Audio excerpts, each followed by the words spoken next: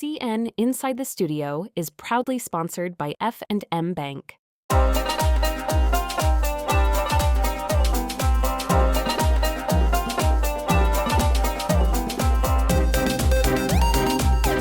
Hello, everyone, and welcome back to CN Inside the Studio, where we highlight the stories, voices, and achievements of the Chaldean American community.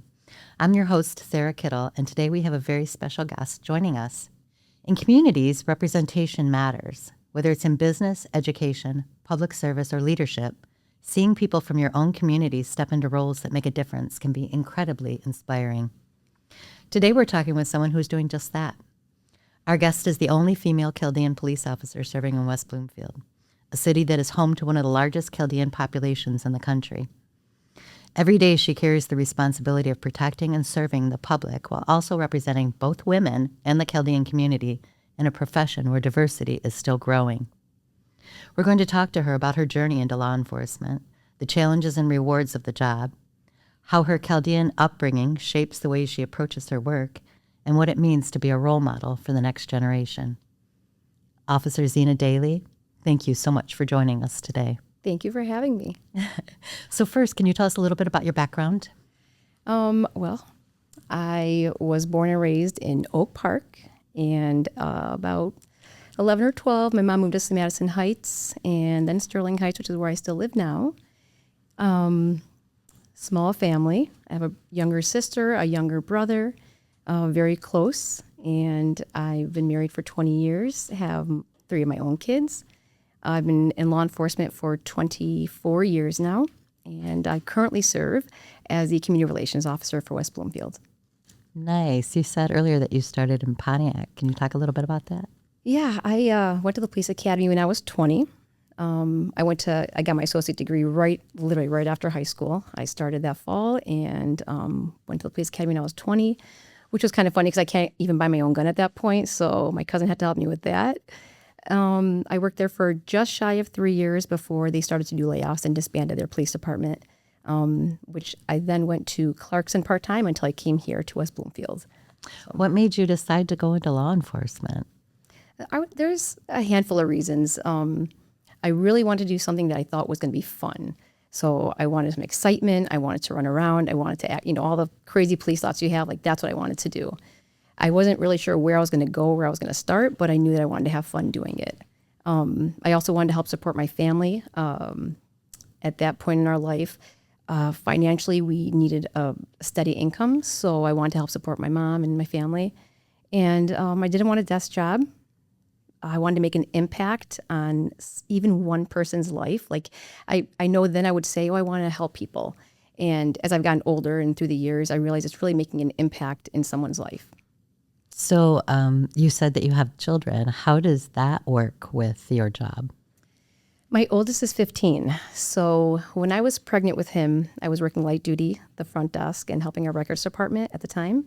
And I remember maybe 1 to 2 months before I had him, I had, all the hormones. And I had the thought of, I can't be a police officer and be a mom. Like, this is not going to work for me. So that went through my head for a while. I had my son. I was lucky to be home for 4 months with him. And by the end of that 4 months, I came back to my normal self. I was like, okay, I'm a mom and I'm going to, I'm a mom and I'm going to be a cop. It works. So it has its challenges because it's shift work and it's difficult sometimes. And my kids understand and they worry. But I try to keep that very even at home and I don't talk about work very much. Was there a particular moment that you decided that you wanted to go into law enforcement, or was there somebody in law enforcement who inspired you? Or I actually didn't know anyone in law enforcement, no one in my family, no friends. It was, I would say, the end of my senior year of high school. I actually thought I'm going to go to New York and be a police officer there. So, and I think it was just the excitement of it that I was like looking forward to. So I wouldn't say that really there was anyone that I knew, or it was just a feeling that I had. That's pretty incredible. Being the only female Chaldean officer in West Bloomfield, it's a unique position. What does it mean to you? I really love it, right? Like when we have a large Chaldean population here, and although I don't speak very much Chaldean, I speak Arabic, but as you might know, most Chaldeans do speak Arabic. So it's nice that I can intervene or help when I know that there's a situation, there's a language barrier. So I have been able to translate at the hospitals for patients that we have to talk to. And sometimes I just sit back and I just listen in case it's a home where they don't recognize that I'm Chaldean. And maybe I'll give you an example. If it's a domestic situation and the spouse doesn't want the other one to talk, at least I can pick up on that and say, hey, we actually need to do something different here because I know he's telling her not, or she not telling them not to talk. So. Oh, you have a secret power. Sometimes, yeah. Only when they don't recognize it. What challenges do you face as a female in a male-dominated field? I don't feel like I really face anything in my department as far as that. But I feel like when I'm on the road, sometimes there is difficulty dealing with, I'll say, men that don't want to, do what a female is telling them to do. So I can't say that happens very often, but it does happen. You're also small in stature, so I'm sure that helps. That definitely plays a role. Do you feel a sense of responsibility knowing that young Chaldean girls might look up to you and aspire to be like you? I do, actually. And we actually did have another female officer work for us. Her name was Miranda Daoud. She now works in Sterling Heights, closer to where she lives. But when she came in, I did feel like a big sister to her. She was a very young girl. She started too. And I just felt like, okay, let me give her some guidance, right? This is what some should and shouldn't do's, right? Because I've experienced some of them already being in law enforcement for this long. So I do definitely feel a responsibility. Yeah, I think we covered Miranda. Oh, okay. In an earlier story, yeah. You've talked about moments on the job where your culture has helped. Can you think of any particular instance? If not, that's fine. I mean, I could say recently, but it was very minor. Recently, there was a claim at a hospital. An elderly woman was, someone must have heard that her son had assaulted her.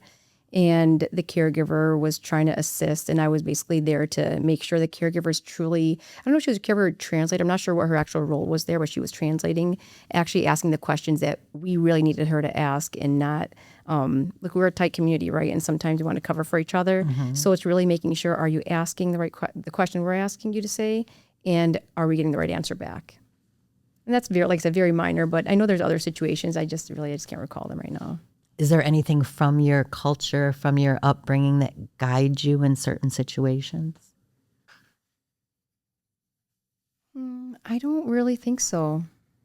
Did you grow up in the Chaldean church? I did, yeah. Mm-hmm. But I will say, my mom kept us pretty sheltered. Mm-hmm. We were not around a lot of people. Like I have some very close cousins that were we grew up with, and they literally know every and anyone, and they've been to every and anything. And we were the complete opposite. We were so sheltered. When people ask me my maiden name, and I tell them, they always ask me about another family that I have no idea who they are. And I always have to say, I literally only know my dad's brothers, you know what I mean, and his sisters. Other than them, we were very, very sheltered and closed off. Okay, now you have to tell us your maiden name. Simona. Okay. What goals do you have for your career going forward? And what do we have to look forward to? Well, so I was on patrol for 22 or 23 years of my career, and I'm in community relations now. I've been in this role for just under a year and a half. I am eligible to retire in 7 years. Truly, I hope to stay in this role and make it amazing. That is fantastic. Okay, if young people from the community are listening right now, what message would you want them to hear? I would want them to know that you do not have to be afraid of the police. Every community is different. Every police department is different. But I will tell you, here in West Bloomfield, we truly are here for our people and our community. We are here to serve, and we are not here to scare or hurt you. That's one of the things I love about the role I'm in now. Very, very different than being a patrol, is I'm able to let people see police in a different way than when they're called to their home, because usually that's in an emergency. Usually there's some chaos going on, or you're in a panic. So people are not always thinking rationally or at their best, right? And they see us in a way where, like, sometimes it's just negative. Right. And why I love this role is I get to see and meet people and young people. I mean, really all ages, but I get to like to be in the schools and let them see me too. And we're safe people and we are here to protect you. If you get pulled over, you don't have to get scared. You know, like I know a lot of people panic and you don't have to. We really are here to serve. How long did you say you've been in the community? In West Bloomfield? Yeah. I've been here for 17 years. Okay. Yeah. And how long have you been in your current role? This role for a year and a half. Okay. Yeah. When you're off duty, how do you like to spend your time? Well, you'll find me in the gym most of the time and then hanging out with my kids. Okay. Yeah. Is there a favorite? Oh, we could talk about faith, food, and family. So we're going to talk about food. Is there a favorite Chaldean dish that does it for you? For me, well, I absolutely love my fattoush salads. That's my number one, made by my mom, of course. And then I would say, of course, dolma and kabahamo. They're my favorite. So what is it? Were you excited about this community center opening here in West Bloomfield? I actually really was. This place was shut down for a long time. It did not look good. And you guys have really done such an amazing job. And this has made an impact in the community already, I feel like. Just the events you guys hold. I've been to several events here, so it really is very nice. Yeah, the trunk or treat was fun. It was. And it's just so it really is very welcoming, so I love that. What's it like working for Dale Young? It's very easy. Honestly, he's a very good chief to work for. He's very easy to work for. He works with us, so I absolutely love working for him. It seemed like that when we had that Yeah. breakfast with the champions. It seemed like you guys were really a very cohesive group. We are, yeah, we definitely are. You're like family. Oh, absolutely, yeah. That's what it's like here for us too. So it's Oh, I really bet. nice. Yeah. And we're excited about this. This place, not even really being utilized to its capacity yet, but we're working on it. Oh, I bet. We've just had a few cooking.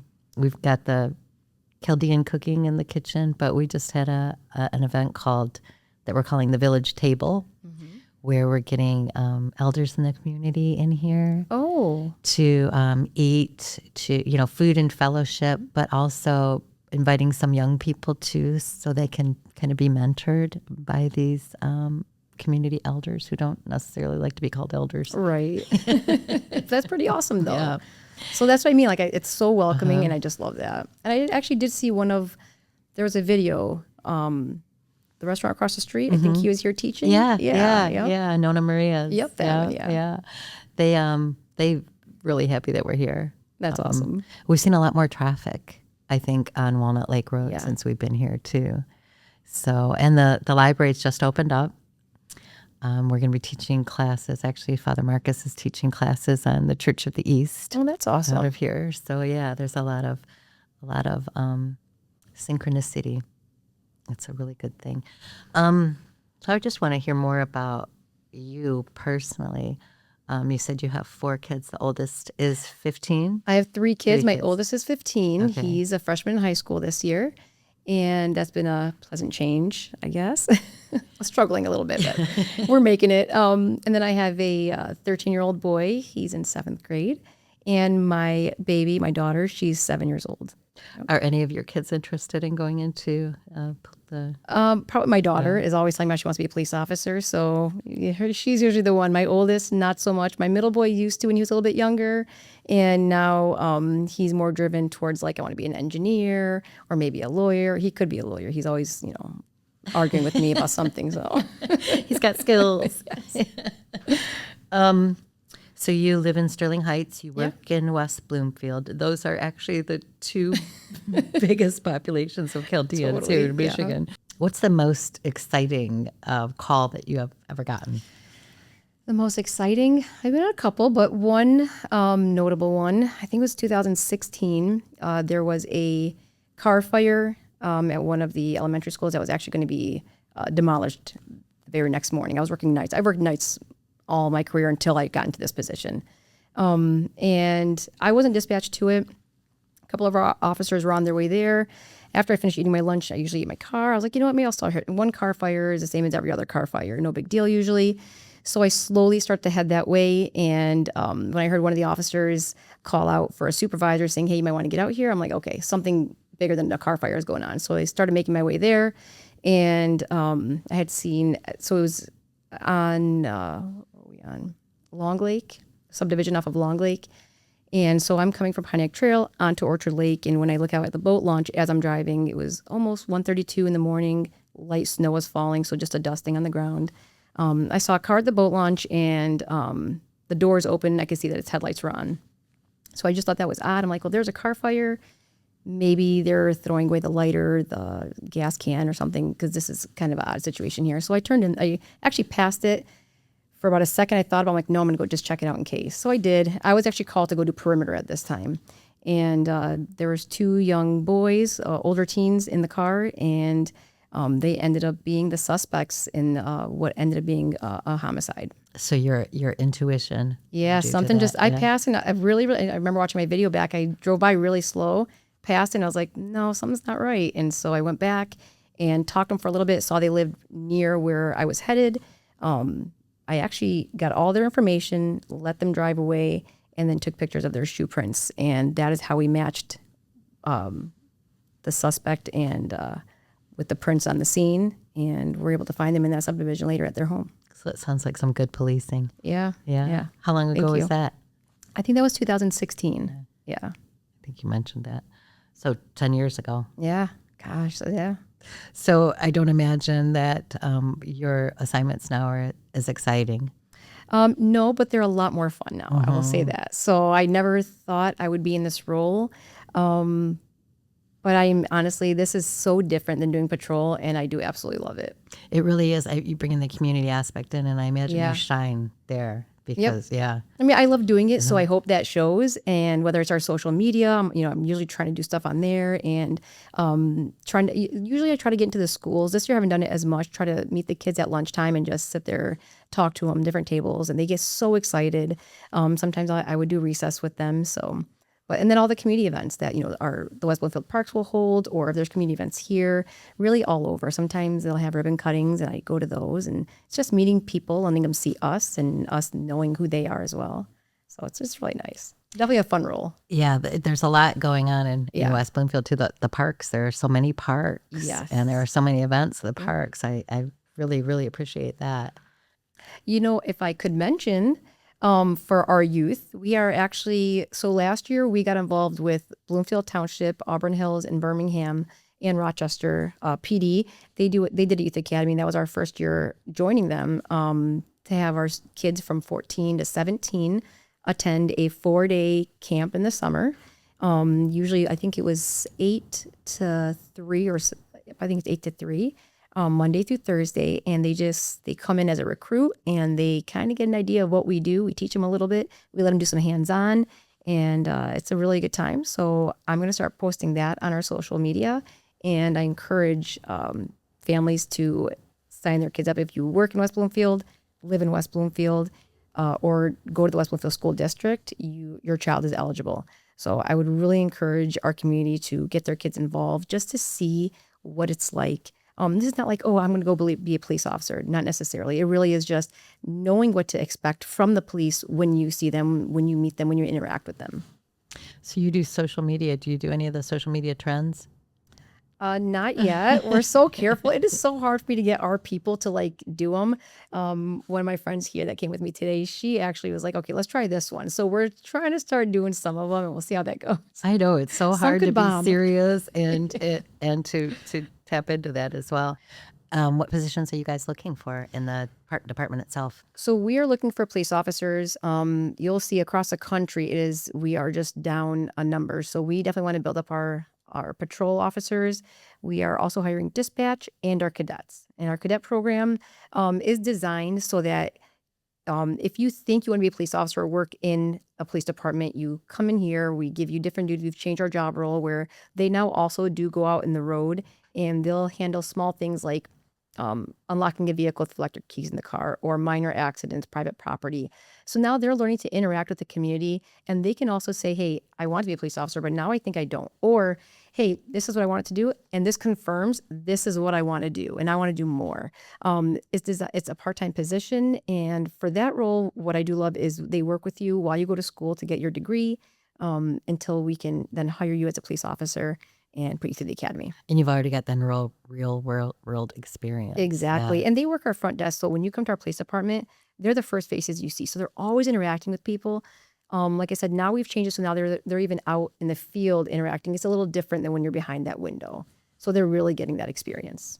Do you work with other localities? We do, yeah. Yeah, we do. We all help each other out when it's needed. And our community relations officers, what I've learned being here is we all work together on events as well. Have you noticed when you talked about, policing having a difficult time right now, have you noticed any change from the population and how they, address you or how they react to you? I would say, okay, so I'm gonna take your question this way. Is when I started my career to now, I would say how people address the police in general has changed. There is a lack of respect, I think, than what there used to be, and people challenge us a lot more than they used to. That's got to be difficult. It is. It definitely makes our job difficult. Do you wear body cams? We do, yes. And actually, we just got a new program. It's called Axon. So those are really, and they're very clear. They get a good range, and our supervisors can actually watch it while we're even on the road. So I can imagine that what you do with the interacting with the community is probably one of the most important jobs that you can do within the police department. Yeah, it is. I mean, and everything we do really is about communication, interacting with people, and it's how we interact, right? So somebody recently, I went to an elementary school, and they said, like, what's your best weapon? And I said, it's my mouth. That's how I talk to people. Because believe me, I can either rile you up and we can get in a fight, or you are at such a high and there's so much going on and I have to bring you down. Like, that's my job. I don't want to fight you and you don't want to fight me. So I would say the best thing I can do is work on how I talk to you. And when you start, like I said, I started when I was 21. From when I started to now, you change and you grow and you realize it's how I talk to people. That's how I get them to do what I need them to do. So it's your personality coming through. Yeah, for sure.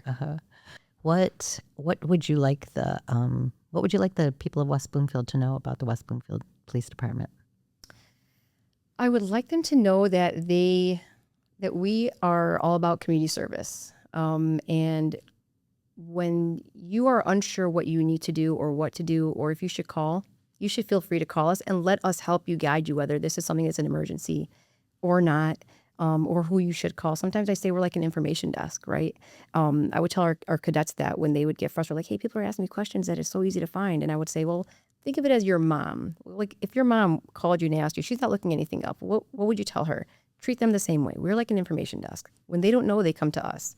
So I would say you can trust our department to guide you in what you need. So you're a resource. You would like them to look at you as a resource. Absolutely. And honestly, I would say, especially for mental health, a lot of times I would get personal calls about that. Mental health is a crisis in not just our community, but in the country. And that is growing. We're seeing that from, like I said, when I started to now. And we have resources. We now actually even have a co-responder that works out of our department. She works part of our day shift into our afternoon shift, which is where we get most of our mental health calls. Yeah, I imagine since COVID, there's been a lot of increase in. We've heard that there's a lot of mental health issues that there are. Yeah, people suffering from anxiety and things that have never even experienced that before. There's a real movement among female Chaldeans to be moving into these positions and careers that have never really been explored before. Like I interviewed a woman who was an astronaut. Oh, wow. Yeah. She has a website called the Arabian Stargazer. And she, was the only Chaldean that we knew that ever went into space, right? There are two girls that are coming here for a podcast, hopefully next week, from Mojo in the Morning, two Chaldean girls. I saw something about that. So, I mean, they're breaking barriers. Like, you guys are breaking barriers all over the place. The judges that are, at the 48th District Court that we belong to, These Chaldean women really are it's an explosion. Yeah, I would love say. it. Yeah. I'm here for it too. Same. And actually, I'll brag about my sister a little bit because Okay. she actually was in radio many years ago. She went to school at Specs Howard and then was a morning show producer for Jim Harper and the Breakfast Club. This was many years ago, 100, I think 100.3 or 105.1. And she then moved on to work for the school and now works for Chrysler and Communications. And she is amazing. Like literally, people fight for her to work for their department because she is that amazing. Okay, well, we're going to have to get her in the podcast. Yes, her name's Fayuz. I have to get her name from you. Some other women like Renee Tomina, she's big, high up at DTE. There's a woman that I interviewed who ran GM Oh, wow. in Europe. She ran. Amazing. Yeah. I mean, it's just We're incredible. all over now. Yeah. and brave and fearless and just won't be stopped. No, we won't be. Yeah, I love it. You want to talk a little bit more about your family? Yeah, I do. So we're a very, very close-knit family. I'll talk about like my mom did an amazing job raising us. It was difficult for her. We did not have an easy upbringing. And my brother and my sister and I would say all worked our butt off to get to where we are. My brother, who I'll relate to as Chandler if you watch Friends, and no one knows the name of his position. Like I said, I told you earlier, I was going to call him and say, just in case anyone asks me a random question, what is your job title? I really don't even know. But he, director of sales, maybe, I don't know, at T-Mobile, but they own several other franchises. And so he has gone above and beyond, I think, what he thought he would do in his life. So, and he's still growing. So proud of my brother. He's my baby brother, who's not really a baby. And my youngest sister, who her and I have feel like we're basically twins. We're not, but we feel like the same person in two different bodies. So we're that in tune with each other. She, like I said, she has also came from just being a morning show producer. It was a very I would say career-wise, it was a great start for her. And she transitioned to a couple of different positions. And then now, like I said, works for Chrysler doing communications. So proud of her. She does amazing. She just had a baby who's, I think, 7 months old now, I think. So, yep. So I just love my family. We're very close. We all live very close to each other, which is amazing. Our kids are growing up together, which we all love. And that was our plan. So, yeah. So I work out probably 5 to 6 days a week. I probably don't need to work out that much, but for my mental health, I absolutely love it. And it gives me that space to really think and at the same time clear my head, if that makes any sense. I usually work out about 1.5 hours to 2 hours a day. But my daughter misses my face at home, so now I'm working out. I get up at 3:30 in the morning to get 1 hour in. Sometimes I'll get 1 hour again after work. But I mean, I want to make sure that physically I'm able to protect myself, take care of myself, take care of somebody else, take care of my family. Should I ever need to, I am physically capable of doing that. But also on the side of I want to have good health and I want to live a very long time. So I feel like it's all very important for my mental health, my physical health. So I would say it's my hobby. It's probably where you're usually going to find me. And that's me at the gym. What does your typical day look like, Zena? Well, I get up at 3:30 in the morning, a couple days a week to go to the gym. And I start my shift at 6 a.m. So after my workout, I get home really quick, shower, get here.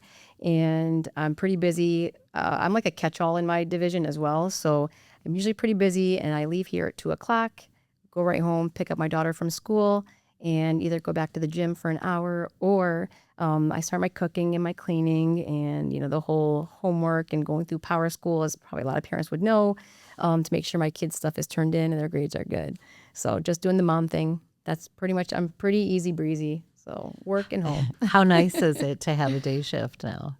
You know what? I thought it was actually a challenge for me in the beginning. I worked midnights for 23 years, and it was a way of life for me. I never had to use a sick day or vacation day to attend any of my kids' school functions. I can go on 2 hours of sleep and then go volunteer, but I was there for everything. So for that, I absolutely loved it. Coming to day shift was a little bit more of a challenge because now I'm feeling like, man, I have dentist appointments, and I have school activities, and I have this and that. So, and I would ask my sister, I said, how do people work during the day? How do you live a normal life? Grocery shopping in the evening is difficult. Like, it's busy. So it was an adjustment, but now I would tell you that I love it. I get more sleep. I feel more refreshed. I used to live where I pretty much always felt tired. And that just felt normal. So I didn't even recognize it anymore until I came here. And I'm like, wow, I actually have energy. I actually feel like I can get up and do things without feeling tired all the time. So it's been a nice change. That sounds like a nice change. Yeah. Officer Daley, thank you again for taking the time to come in here today and share your story with us. It's inspiring to hear about your journey and the work you've been doing every day to serve the community. To our listeners, thank you for tuning in to CN Inside the Studio. If you enjoyed today's podcast or today's conversation, be sure to follow us on our platforms and share this episode with friends. Until next time, we'll continue bringing you the stories that connect and strengthen our community. Thank you for listening.